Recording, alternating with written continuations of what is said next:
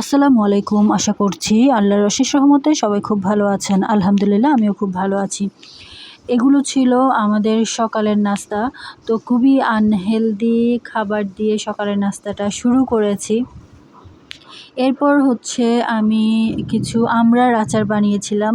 সেগুলোর একটু ফটোগ্রাফি আর ভিডিওগ্রাফি করছিলাম।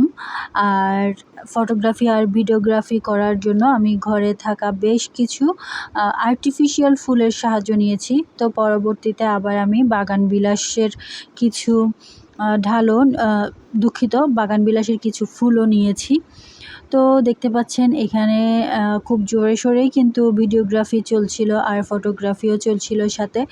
আর আমড়ার আচারটা আমার এখনও অনেক বেশি ভালো হয় না। মাঝে মধ্যে কিছু আমড়া খুব ভালো হয়, কিছু আমড়ার আচার, আবার কিছু কিছু আমড়ার আচার খুব একটা আমার মনের মতো হয় না। তো আমার মনে হয় এই বিভিন্ন রকম হওয়ার কারণ হতে পারে আমড়ার যে বিভিন্ন জাতের পার্থক্য আছে সেটা। না হলে আমি কিন্তু সবসময়ই একই রকম করেই বানানোর চেষ্টা করি। তো অনেকগুলো খুবই ঠিকঠাক হয়, একদম মনের মতো হয় আমার। আবার কিছু কিছু দেখা যায় খুব একটা আমার মনের মতো হয় না। তো যাই হোক, এই আমড়ার আচারগুলো দেখতে কেমন হয়েছে আপনারা বলবেন অবশ্যই। তবে খেতে কিন্তু বেশ ভালো হয়েছিল। আর আমিও কিন্তু ভিডিওগ্রাফি এবং ফটোগ্রাফি করছিলাম যদিও, তবে এখনও এই ভিডিওগ্রাফি ফটোগ্রাফির ছবি ফেসবুকে এখনও দেইনি। তো এইটা হচ্ছে অ্যাকনোফেশিয়াল ওয়েলেশিয়া থেকে নেওয়া। এটা কিন্তু এভাবে দেওয়া হয়নি, একটা প্যাকেটে দেওয়া হয়েছে। কিন্তু আমি এভাবে আমার ছোটো বোন এভাবে আমাকে ছোটো বয়ামে করে দিয়েছে। তো আমি এখান থেকে বেশ অনেকগুলো জিনিস কিনেছি। এগুলো রূপচর্চার জন্যই কেনা মূলত, বুঝতেই পারছেন। কিন্তু খুব একটা কিন্তু আমি ব্যবহার করি না, যেটা আসলে করা উচিত। যদি আমি জিনিসটা ঠিকভাবে, একটা জিনিস আমি কিনেছি কিন্তু ঠিকভাবে ব্যবহার না করি, তাহলে সেটার উপকারিতা বা উপযোগিতা কিছুই বোঝা যাবে না।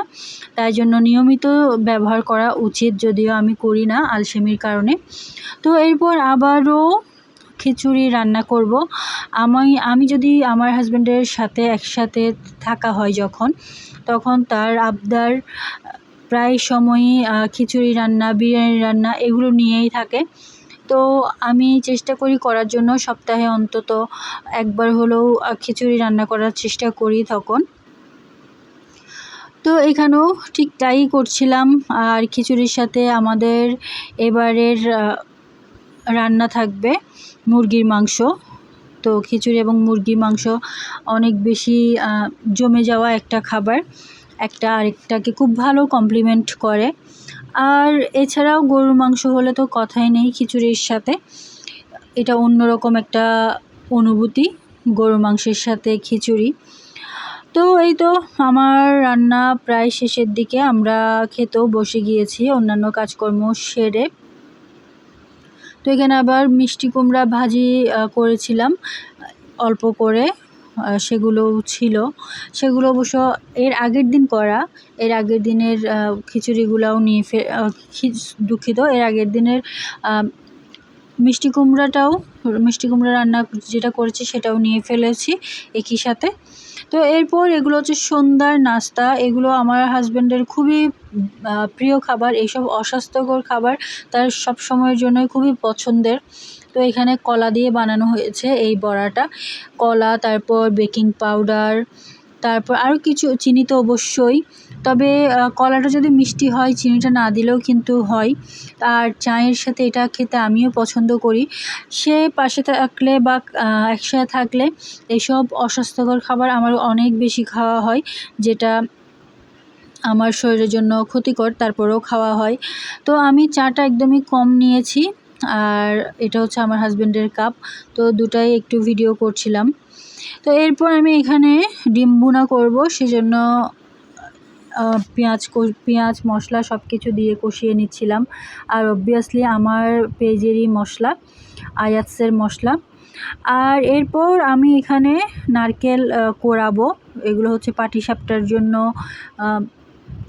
কনডেন্স মিল্ক দিয়ে এগুলো কষিয়ে নিব।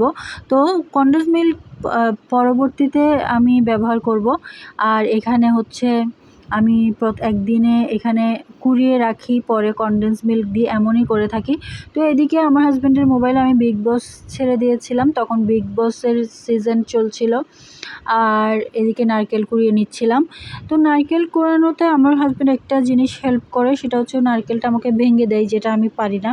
আবার নারকেল কুড়ানো ওর আলসেমি লাগে এবং করে না কখনোই, তো সেটা আমি করি। তো এইভাবে আমাদের কাজ ভাগাভাগি করে করা হয় প্রায় সময়ই। তো এখানে কিন্তু অনেকগুলো নারকেল কোড়াতে হয়েছে এবং অনেক সময় চলে গিয়েছে, সব তো আর ভিডিও করে রাখা সম্ভব না। তো পরবর্তীতে এগুলো আমি ব্যবহার করব। তো পাটিসাপটা পিঠাটা আমার হাজব্যান্ড এবং আমার শ্বশুর শাশুড়ি দুজনের সবারই খুবই পছন্দ, তাই এটা একটু বেশি বানানো হয়। তো এই তো এদিকে ডিম বোনাও কিন্তু হয়ে গিয়েছে, আর রাতের ভাত খাওয়া শেষ করে 1 গ্লাস খাঁটি দুধ আমাদের সবারই খাওয়া দরকার। তো আজকের ভিডিওটা আমি এখানেই শেষ করছি। আল্লাহ হাফেজ।